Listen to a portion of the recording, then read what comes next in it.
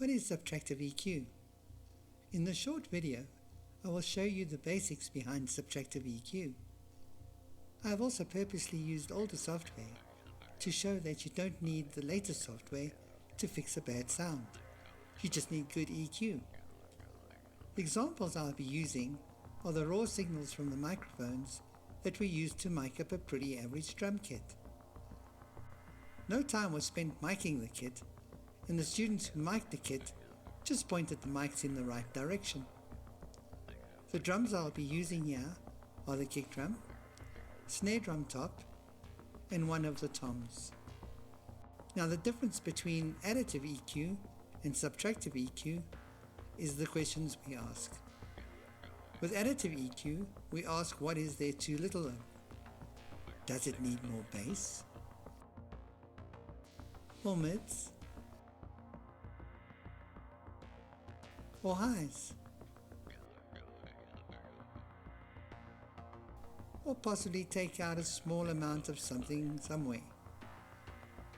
Another control that is not used much is the Q control.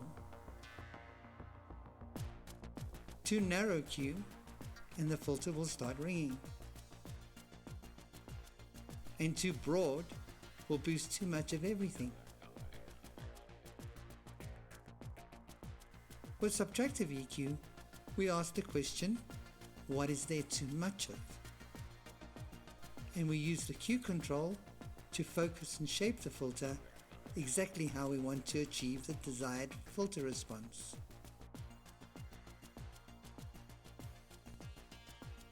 Let's take a listen to the raw drum sounds.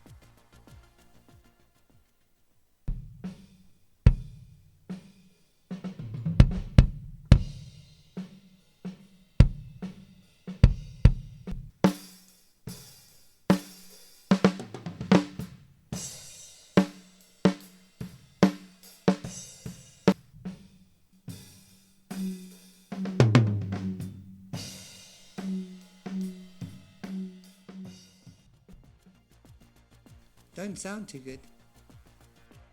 I will now make each of the drums sound much better, and I will only use one filter to do so, and no plugins either.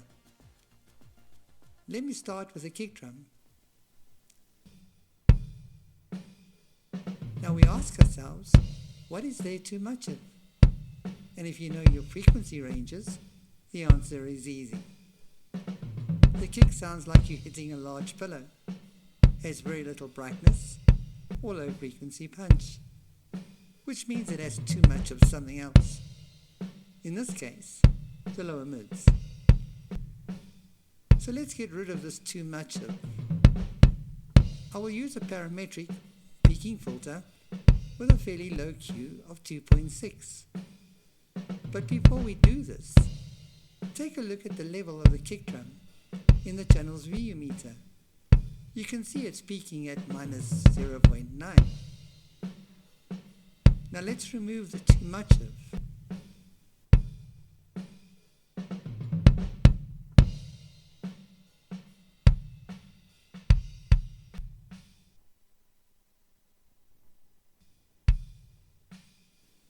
Notice how the kick starts to sound brighter, cleaner.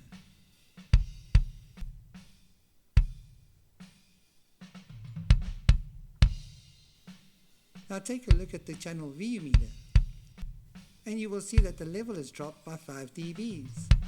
So let's increase the level so it is the same as the original.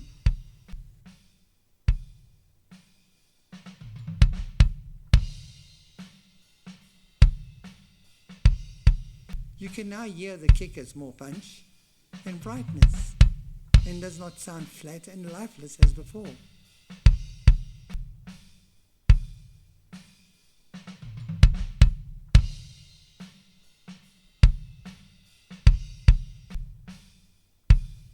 We can also use the Q control to control the overall tone of the kick.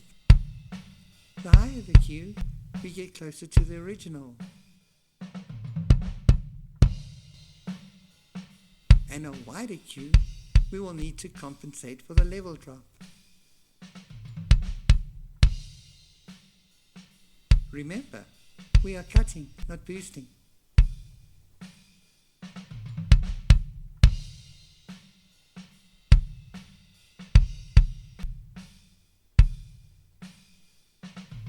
compare the two. No EQ with EQ.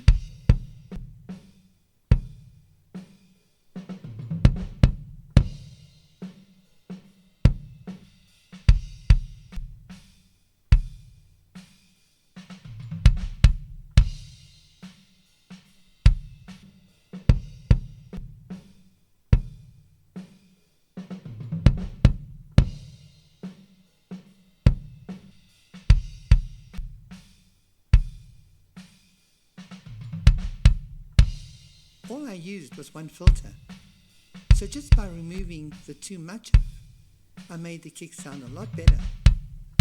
This is the basis of subtractive EQ.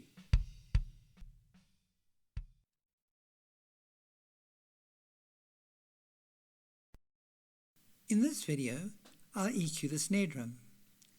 Let's take a listen to it.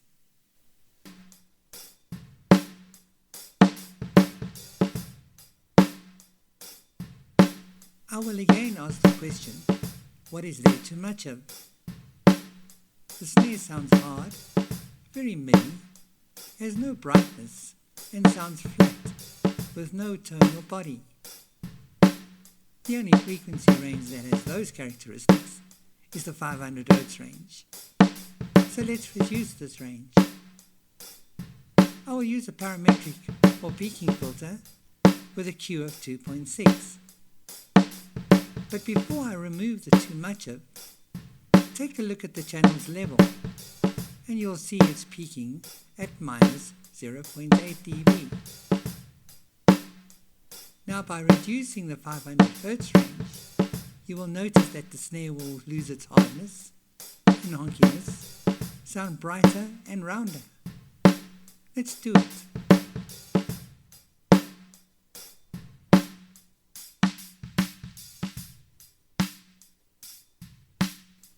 Looking at the meter level, you can see that the level has dropped to minus 11 dB. So I need to increase the level to the same level as the original snare.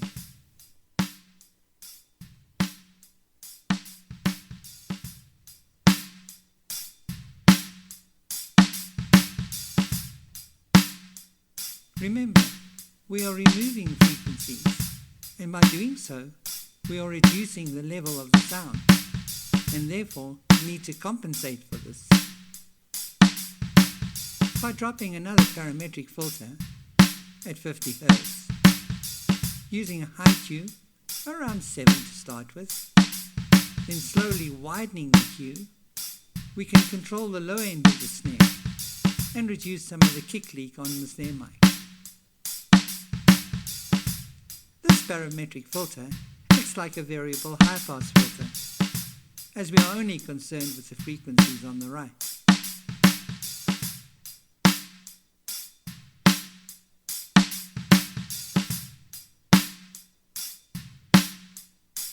I will now switch between the un-EQ'd snare and the EQ'd snare.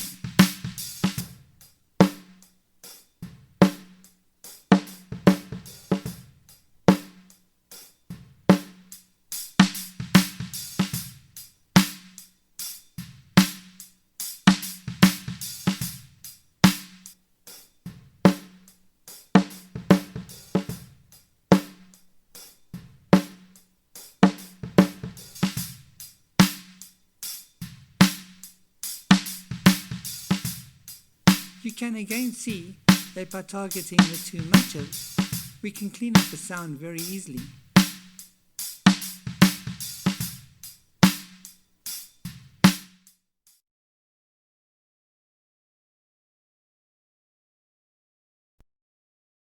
Now let's do the same with the tom, reducing what there is too much of, and compensate with the channel's level control. Let's play the tom.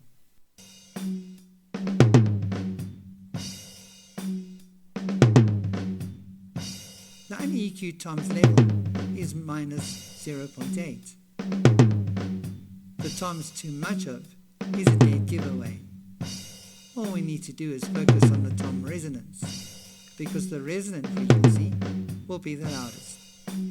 This resonance is around 350 Hz.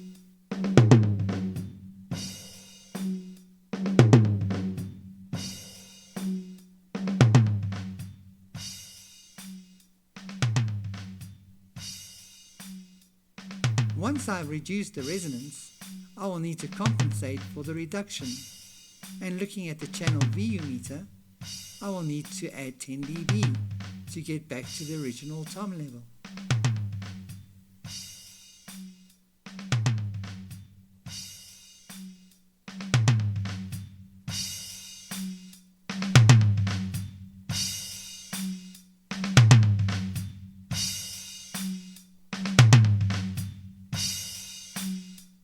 By removing the too much of the gain, I've made the tom sound brighter and rounder, and did not need to boost anything.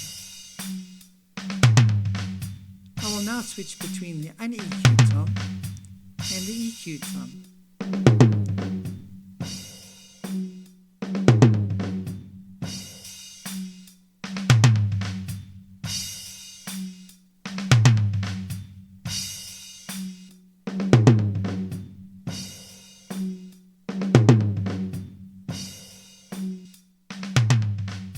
Subtractive EQ can be used wherever you need to clean up a sound, and works just as well in sound design, post-production, and not just for music. It can also really bring out the characteristics of any sound, especially a person's voice. Great for making podcasts sound really good. This subtractive EQ demonstration has only shown the very basics of this technique. There are a lot more. If you want to know more, then join my mixing and mastering training programs, hands-on or online, or come to one of my workshops. Till next time, this is Anka.